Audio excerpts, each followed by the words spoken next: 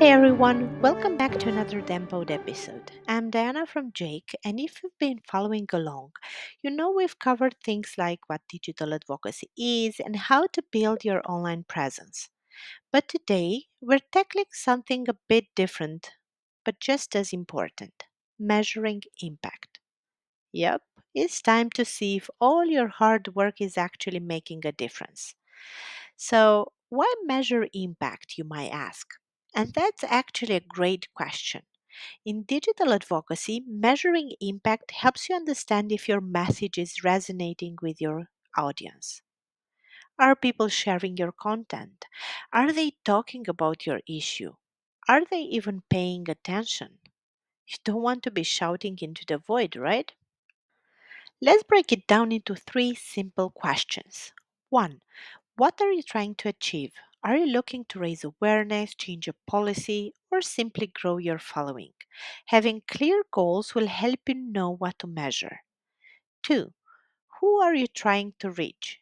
Different audiences interact in different ways and on different platforms. 3. How do you know if it's working? Here come the metrics. We're talking likes, shares, comments, views, downloads, website visits. The list goes on.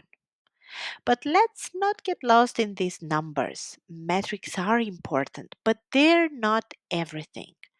They should tell a story about whether people are paying attention and taking action. What metrics would you use, for example, to measure your progress if you were advocating for, say, climate action? Would you look at the number of people signing a petition, the number of social media shares, or maybe the amount of trash collected at the beach cleanup? Let's say you create a podcast advocating for mental health awareness. In the first month, you get 500 downloads. Not bad, right? But then you notice that 300 people only listen to the first minute. Ouch. That's where qualitative feedback comes in. Maybe it's time to rework the intro to grab attention more effectively. You could even ask for feedback directly, like, hey, listener, what topics do you want us to cover next? Trust me, people love sharing their opinion. All right, let's talk about tools. You don't need fancy gadgets. Sometimes free tools are enough to start. Google Analytics for tracking website visits and seeing which pages are popular. Social media insights. Most platforms have built in analytics. Check out what's working: likes, comments, shares, and so on. Surveys and polls. Direct feedback can be gold. Sometimes the best insights come straight from your audience's mouth. And of course, podcast specific analytics. Platforms like Spotify and Apple Podcasts give you stats on listens, completion rates, and demographics. And remember, it's not just about data collection, it's about making sense of the data and adapting your strategy based on what you learned. If you see a spike in engagement after a specific type of post, do more of that.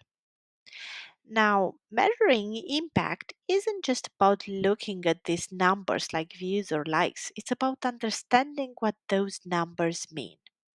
For instance, let's say your digital campaign is getting a lot of shares, but not many people are actually engaging with the content beyond that. That could indicate that people find the topic important enough to spread the word, but maybe the content itself isn't quite hitting home. This is where combining quantitative metrics like the number of shares with qualitative feedback, such as comments or survey responses, becomes crucial. It's about painting a full picture of how your message is being received. There's also a strategic side to measuring impact. Think of it as navigating your advocacy journey. By setting SMART goals, specific, measurable, achievable, relevant, and time bound, you can track your progress more effectively. For example, if you're aiming to increase youth voter registration by 10% in your local community over 6 months, tracking your outreach efforts and signups can help you see if you're on track or if you need to adjust your approach. Measuring impact isn't just about proving success, it's about learning what works, what doesn't, and how to do better. And let's not forget about sustainability.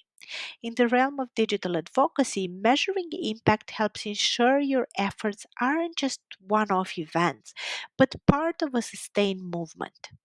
By analyzing long term trends and outcomes, you can adjust your strategies to keep the momentum going and avoid burnout. For example, you might find out that your audience engages more with content released at certain times or on specific platforms. This will allow you to focus your efforts more effectively. Sustainable advocacy means adapting and evolving, and measuring impact is your compass for that journey. One question to ask yourself is: are you tracking what's working and what's not in your advocacy efforts? If not, how will you know when you're succeeding or when you need to change course? It's like going on a road trip without a map. You might get somewhere, but you could also end up lost.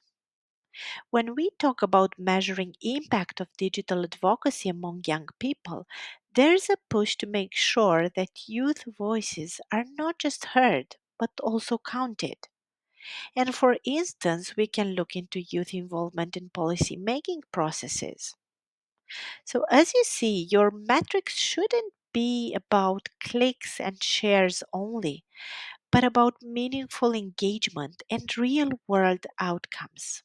At the end of the day, measuring impact isn't just about the numbers on a screen. It's about learning and improving so that you can be even more effective in your advocacy. Don't be afraid to celebrate the wins, big or small, and always be open to tweaking your strategy. After all, the goal isn't just to be heard, it's to make a real difference. That's all for today's episode. This was Diana from Jake. Thank you for listening and stay tuned for more.